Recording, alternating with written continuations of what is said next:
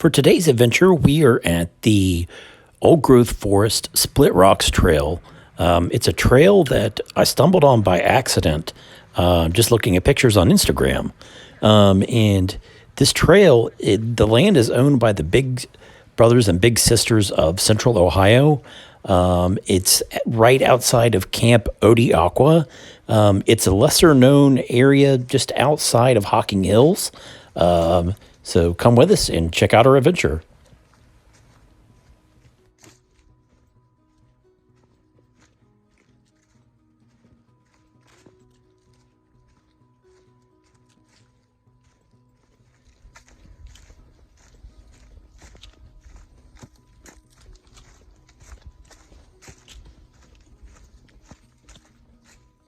So the one thing that's kind of neat about this trail is that they have several different types of trees in here, and they have a lot of them tagged with these little signs.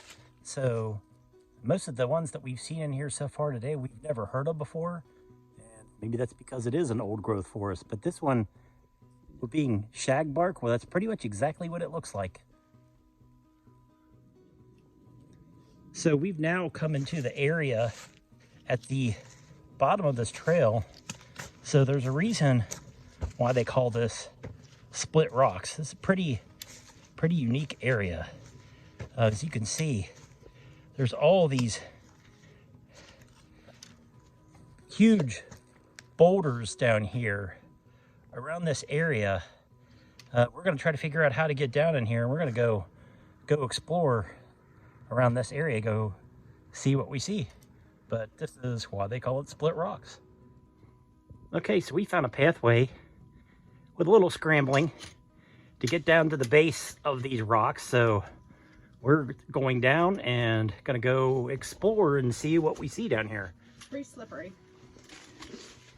So we've hiked a lot of different trails, and I don't think either one of us has ever seen anything like this. I mean, this is really cool. Kind of a crazy area. I mean, the moss on these humongous boulders is really pretty, and the base of these boulders, it's kind of like a giant maze. So we're just kind of working our way through and checking things out. But that's the fun of hiking and exploring. Oh my God, babe!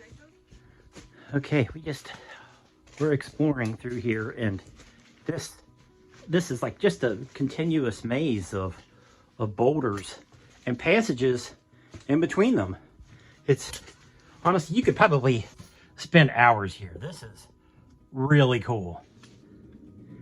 We found another passageway out through the maze of boulders at Split Rocks.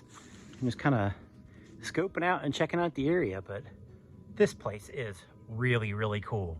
It only took like about a half a mile to get down to the base where these rocks are. So if you like to climb on rocks and see areas with really cool geology, you got to come check this trail out. This is really cool. So we came down around the base of Split Rocks, and we found this huge boulder, and it has the coolest geology. You could just see like where water has eroded the rock over time. But this is such a cool thing to see in person. You know, pictures and video, they really don't do it any justice. This is so cool. Yep, here's the way back into.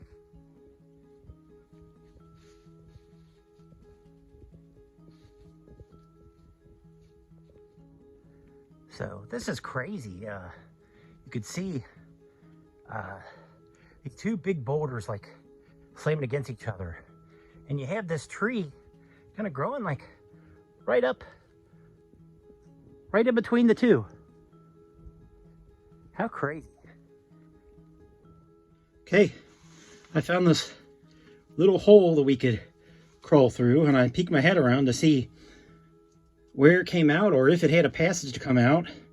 And as I turn around, it's like the opening of a shallow cave, like in between these rocks. This is really cool.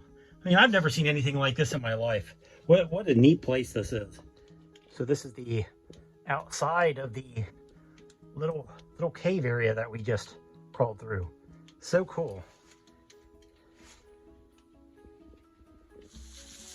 So when we were exploring along the ridgeline, Jeannie heard water. So we kind of followed, we went down to the bottom of the area where there's a little creek that goes through, and we followed it up, and we found this waterfall. It's kind of like, it's almost like a gorge through here. And yes, there's some deadfall that's on it, but nonetheless, it's really cool. We're trying to work our way back up a little closer to it so we can get some better pictures of it. Okay, so we are now at the base of this waterfall, and it's really neat. It's got like a 2-tier rock shelter that comes underneath it. As long as this dead tree doesn't fall on us, which I seriously doubt it's going to, because it's got a huge root ball up there. But this is really, really cool.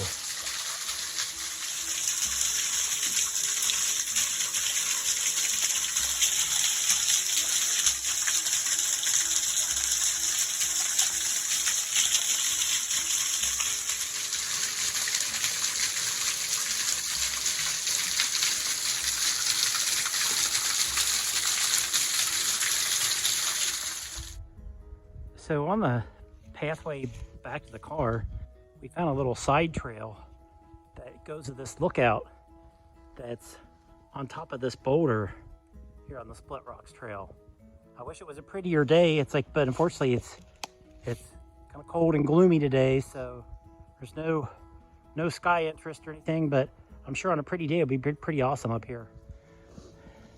Okay, so we're coming up the backside of this trail, and we came up to this split tree, and there were no markers anywhere, so we saw what was a path going down to this left side. That's where the overlook is, like down right around there. And there's a trail that keeps going down, and it goes all the way down into a prairie, which we mistakenly took, and it's a pretty good elevation going down and back up because we just climbed it again. So that's not the trail. Don't go that way. It's an old it's a bridle path or ATV trail or something that comes up to this hill, but that is not the way you want to go. The trail is hard. It's kind of hard to see, but right here where this tree fell, the trail kind of ventures off back this way, back to where the split is. That's the way we need to go, and that's the way we're heading back to the car now. Okay, so we just made it back to our car, and we figured that we did a little over 2.5 miles on this old growth forest trail, Splitrocks. Now, of course, we took a wrong turn that probably added quite a bit of mileage to that. I would think a half a mile. At a minimum. But overall, it kind of felt like a short hike, except for our little side excursions to the waterfall. Which was amazing. That waterfall was amazing. The waterfall was awesome, and the whole Splitrocks area is such a cool place to see. I mean, there's really cool little rock scrambles. I mean, it's like a big maze of these big monolithic boulders that are covered in moss. I mean, and there's areas that you can crawl through, and there's cave-like areas. I mean, there's so much to see. You could honestly do this trail and be your only trail for the day, and it would be fine. But yeah, I mean, it is a maze down in through there. Like, we probably went through a quarter of it.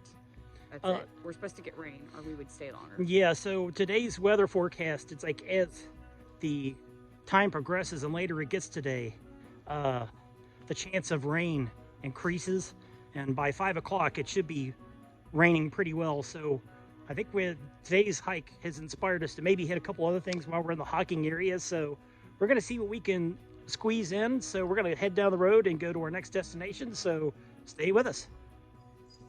So we've only got about another hour of daylight, and the weather is bearing down on us. It's like probably within an hour, it's probably going to be raining pretty good. So we found another short trail that we're gonna do. We're at the trailhead for Cantwell Cliffs, so here we go. So we are at Cantwell Cliffs, and we've made it to the stairwell. And this looks like our little rock scramble that we did earlier. Look like baby steps, because this is pretty steep and kind of slippery. Okay, the split rocks area that we were in earlier was pretty cool, but this whole Cantwell Cliffs area is massive in comparison. So we found the Fat Man Squeeze at Cantwell Cliffs, and you squeeze over to the other side and there's a stairwell going down, so we have no idea where it goes. It's a squeeze. This area down here is very impressive. When you come down to the base of the cliff line, there is the Fat Man Squeeze, which is right here. And look over this way, we have a waterfall. Very cool.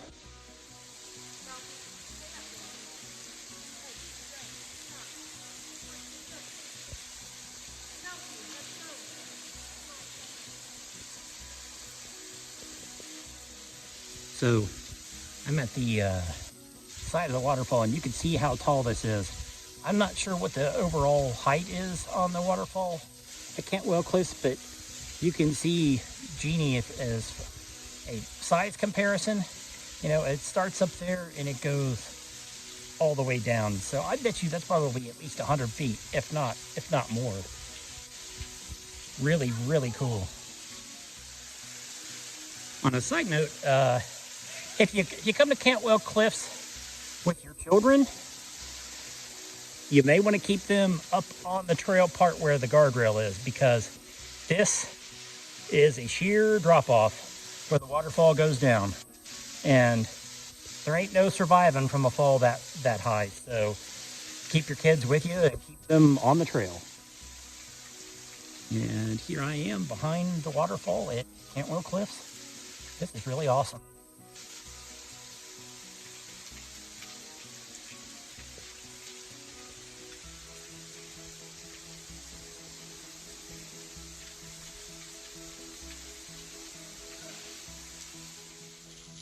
So we're on the Cantwell Cliffs Trail still, and we've now found our second waterfall of the day. It looks like there's like an arch up above it over the top.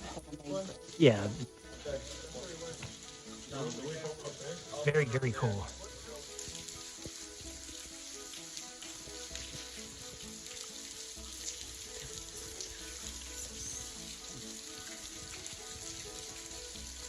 This is really cool. So peaceful.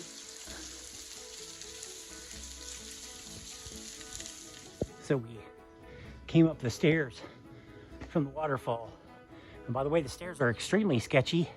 So I cannot recommend this trail to anybody that has small children at all. But we came over up to these cliffs that have some iron banding in them, which gives it that orange color. Really, really cool. Okay, so we made it up to the top of the ridge on the Cantwell Cliff Trail, and out of bizarre circumstances, this is like the second trail in a month that we've come to. It has like a little makeshift log cabin on the trail. That's pretty crazy. I never knew that this existed, but it reminds me of the Fort Hill Gorge Trail that we were on earlier, if you didn't see that. But check this out. It's a nice little shelter. Actually has a fireplace in it, and there's a little lookout right there that you can see over top of the cliffs.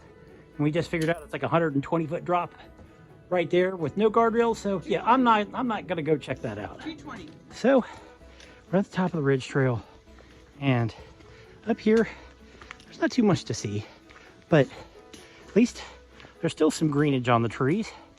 You know, it's like the rain never started, so that's a good thing, but we are running out of daylight, so we're on our way back to the car.